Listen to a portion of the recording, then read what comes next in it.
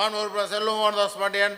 மாண்புமிகு பேரவைத் தலைவர் அவர்களே, மாண்புமிகு இதய தெய்வம் புரட்சித் தலைவர் எம்ஜிஆர் அவர்களை வணங்குகின்றேன். அதேபோல் எங்களை எல்லாம் வாழ வைத்து இந்த மாபெரும் சபையில் அமர வைத்த மாண்புமிகு இதய தெய்வம் புரட்சித் தலைவி அம்மா அவர்களையும் வணங்குகிறேன்.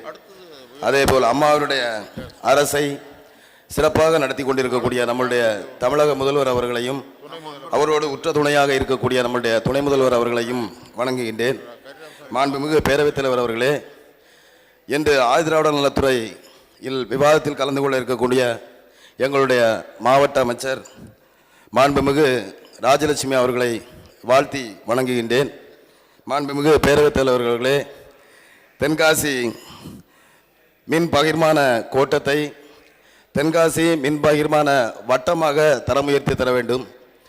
ஏனென்றால் இந்த தென்காசி மின் பகிர்மான கோட்டமானது கிட்டத்தட்ட 1965 உருவாக்கப்பட்டது.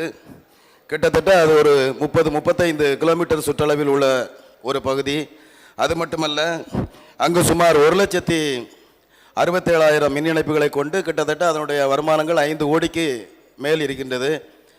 அந்த பகுதியில் அதிகப்படியான காற்றாலைகளும் அமைந்துள்ளது. கிட்டத்தட்ட 300 மெகாவாட்டுக்கு மேல் அங்கு மின் உற்பத்தி நடைபெற்று கொண்டிருக்கின்றது.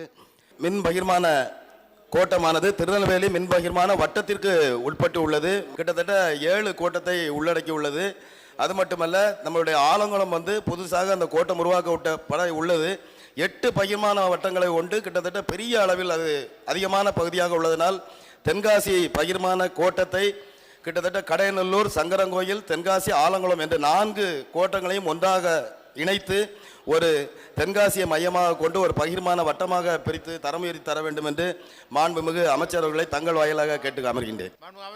மாண்புமிகு பேரவைத் தலைவர் அவர்களே, மாண்புமிகு உறுப்பினர் அவர்கள் கூறிய அந்த தென்காசி பகுதியில் ஒரு புதிய வட்டம் வேண்டும் என்று கேட்டிருக்கின்றார்கள். நுகர்வோர்களுடைய அடிப்படையிலே தான் அங்கே வட்டங்கள் பிரிக்கப்படும். மாண்புமிகு உறுப்பினர் அவர்கள் 4 கோட்டங்களை இணைத்து ஒரு வட்டமாக கேட்டிருக்கின்றார்கள். அதை அதிகாரிகளோடு ஆய்வு செய்து பரிசீலிக்கப்படும் என்பதை மாண்புமிகு பேரவைத் தலைவர் வாயிலாக மாண்புமிகு உறுப்பினர் தெரிவித்துள்ளார்.